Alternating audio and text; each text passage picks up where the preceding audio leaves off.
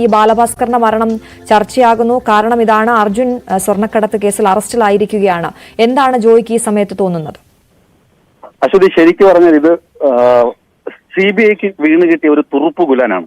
CBIക്ക് കോടതി 3 മാസം സമയം അനുവദിച്ചു. അപ്പൊ അന്വേഷണ ഉദ്യോഗസ്ഥനായ സജി ശങ്കർക്ക് കോടതിയിൽ ആവശ്യപ്പെട്ടു വീണ്ടും സമയം വേണം. വീണ്ടും 3 മാസം അനുവദിച്ചു.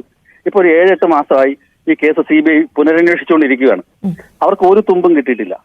അന്ന് വാഹനാപകടത്തിൽപ്പെട്ട 2 ആളുകൾ ഇന്ന് ജീവനോടെ ഉണ്ട്. ഒന്ന് ബാലഭാസ്കറിന്റെ ഭാര്യയായ ലക്ഷ്മി, 2 ഈ അർജുൻ. അർജുൻ അന്നേ ക്രിമിനലാണെന്ന് വാർത്തകൾ വന്നിരുന്നു. അതിന്റെ കഞ്ചാസിലും റോബറി കേസിലൊക്കെ അർജുന്റെ പേര് ഉണ്ടായിരുന്നു. എന്നിട്ടും അർജുനെ അന്ന് പോലീസ് കാര്യമായി ചോദ്യം ചെയ്തില്ല. ഇപ്പൊ നമ്മൾ കാണുന്ന പല വാർത്തകളിലും അറിയാം, മനഃപൂർവ്വമല്ലാത്ത നരഹത്യയാണെങ്കിലും മനഃപൂർവ്വമായ നരഹത്യയാണെങ്കിലും വാഹനാപകടത്തെ തുടർന്നുണ്ടാകുന്ന കേസുകളിൽ ഡ്രൈവറെ ആദ്യം കസ്റ്റഡിയിലെടുത്ത് കൃത്യമായി ചോദ്യം ചെയ്യും. ഇതുവരെ ലോക്കൽ പോലീസോ ക്രൈംബ്രാഞ്ചോ എന്തിന് CBI പോലും അർജുനെ കസ്റ്റഡിയിലെടുത്ത് ചോദ്യം ചെയ്യാൻ തയ്യാറായിട്ടില്ല. എന്തോ ഒരു സഹതാപ തരംഗമാണ്.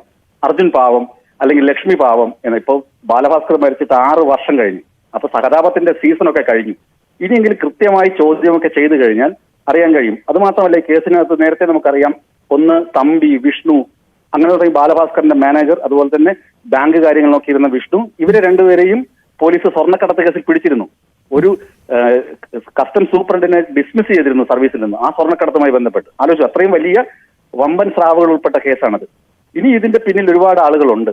ഈ കൃത്യമായ കാര്യങ്ങൾ അറിയാവുന്ന ആളുകൾ, സ്വർണ്ണക്കടത്തിനെ കുറിച്ച് കൃത്യമായ ധാരണയുള്ള ആളുകൾ, അവരൊക്കെ ഉണ്ട് ഈ കേസിൽ. അർജുനെ കൃത്യമായി ചോദ്യം ചെയ്ത് കഴിഞ്ഞാൽ അന്ന് തൃശൂർ വടക്കുന്നാഥ ക്ഷേത്രത്തിൽ നിന്ന് അപ്രതീക്ഷിതമായി അന്ന് അവിടെ തങ്ങാൻ തീരുമാനിച്ചിരുന്ന ബാലഭാസ്കറും കുടുംബവും എന്തിന് ഇത്രയും വേഗത്തിൽ വണ്ടി ഓടിച്ച്, അമിത വേഗത്തിലായിരുന്നു ഇന്നോവ സഞ്ചരിച്ചിരുന്നതെന്ന് തെളിഞ്ഞു കഴിഞ്ഞു. ഇത്രയും വേഗത്തിൽ തിരുവനന്തപുരത്ത് എത്തണം, അതിന്റെ കാരണം എന്തായിരുന്നു?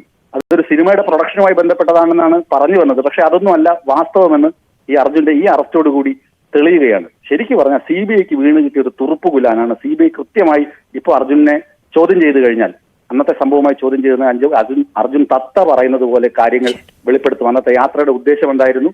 യാത്രക്കിടയിൽ സംഭവിച്ച അപകടമാകാം, അത് അപകടം തന്നെ ആയിക്കോട്ടെ. പക്ഷേ ആ യാത്രയുടെ ഉദ്ദേശം മറ്റൊന്നായിരുന്നു എന്നതിൽ യാതൊരു തർക്കവുമില്ല. അത് ലക്ഷ്മിക്കും കൃത്യമായി അറിയാവുന്ന കാര്യമെന്ന സംശയമാണ് ഇപ്പോൾ ബലപ്പെടുന്നത്. ശരി, വ്യക്തമാണ്. ജോയ് തമലമാണ് മാധ്യമപ്രവർത്തകൻ. അദ്ദേഹമാണ് നമ്മളോട് സംസാരിച്ചത്. ചോദ്യം ചെയ്താൽ ഇതിൽ കൂടുതൽ വിവരങ്ങൾ ലഭ്യമാകുമെന്നാണ് അദ്ദേഹം പറയുന്നത്.